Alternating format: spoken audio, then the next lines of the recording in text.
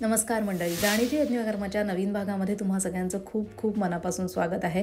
आपण चैत्र महिन्यातल्या चैत्र विशेष अशा वेगवेगळ्या रेसिपीज बघतोय, पन्ह बघतोय, कैरी डाळ बघतोय आणि आज मी चैत्र गौरीसाठी मस्तपैकी रवा नारळाचे लाडू केलेले आहेत. खूप सोपं प्रमाण आहे आणि अजिबात घाबरायची गरज नाही पाक असला तरी.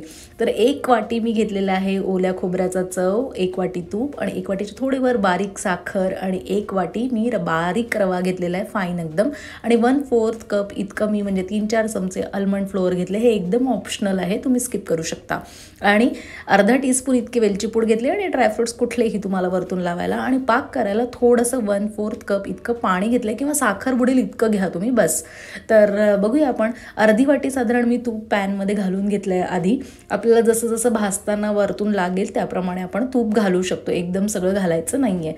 तर अर्धी वाटी आपण घालायचे आणि याच्यात हा 1 वाटी इतकं बारीक रवा एकदम फाईन तो याच्यामध्ये आपल्याला खरपूस भाजून घ्यायचा आहे. छान खमंग सुवास सुटला पाहिजे त्याचा दरवळ सगळीकडे इतपत आपल्याला भाजायचं. रंग बदलला तरी चालेल, काही हरकत नाही, पण रवा कच्चा राहता कामा नये. तर अशा प्रकारे हळूहळू मंद गॅसवर तो भाजून घ्यायचा आहे छानपैकी.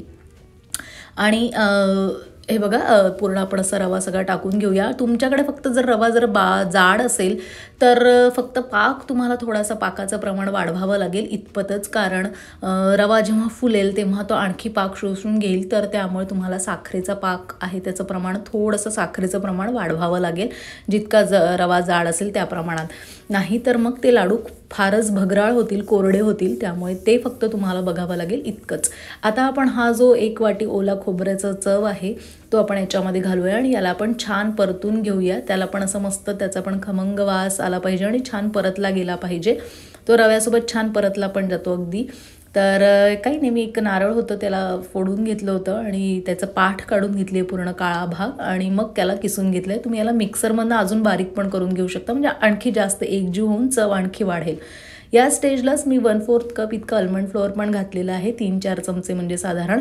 हे तुम्ही नाही घातलं तरी चालणार आहे. वेगळे ड्रायफ्रुट्स पावडर घालायचे असेल तर तसं पण तुम्ही घालू शकता, काही हरकत नाही, किंवा नाही घातलं तरी चालेल. कारण रवा नारळाचं कॉम्बिनेशनच इतकं भन्नाट आहे की त्यात दुसऱ्याची काही गरज नाही. पण मला ह्याचं थोडा फ्लेवर आवडतो त्यामुळे मी ते ॲड केलेलं आहे. तर हे बघा आपलं छान भाजून झालेलं आहे. 10-15 मिनटात होतं आणि मस्त त्याला एक वाफ द्यायची आहे.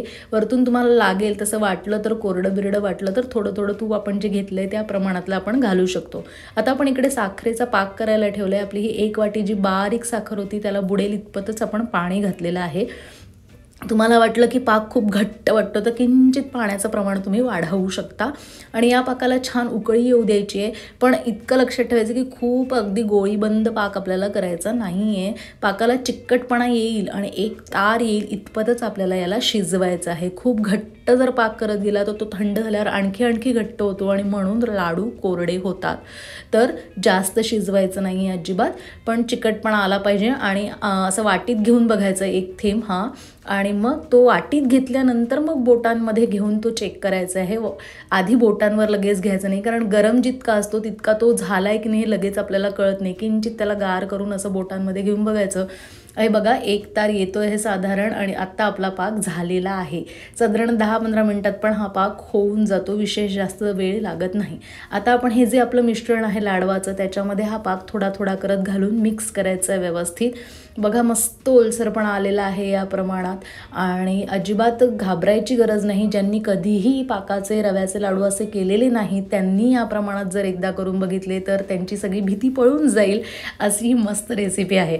याच्यामध्ये अर्धा टीस्पून इतकी वेलची पूड घातलेली आहे आणि खूप छान चवीचे हे लाडू झालेले आहेत. तितकेच मऊ पण झालेले आहे, अजिबात कोरडे भगराळ असे झालेले नाही आहेत, कडक झालेले नाही आहेत. त्यामुळे ही रेसिपी हे प्रमाण तुम्ही एकदम सेव्ह करून ठेवा. तुम्हाला सगळेजण खूप मोठ्या प्रमाणात सांगतील, अर्धा 1 किलो आणखी जास्त, पण छोट्या प्रमाणातली ही रेसिपी पण सेव्ह करून ठेवा. कारण हे मी अगदी नैवेद्यापुरती केलेले आहे देवीच्या. आणि मग असं पण कधीतरी आपल्याला गरज पडते आणि त्यासाठी हे छोटं प्रमाण तुम्हाला उपयुक्त आहे. त्यामुळे या रेसिपीला पण तुम्ही सेव्ह करून ठेवा आणि नक्की एकदा करून बघा.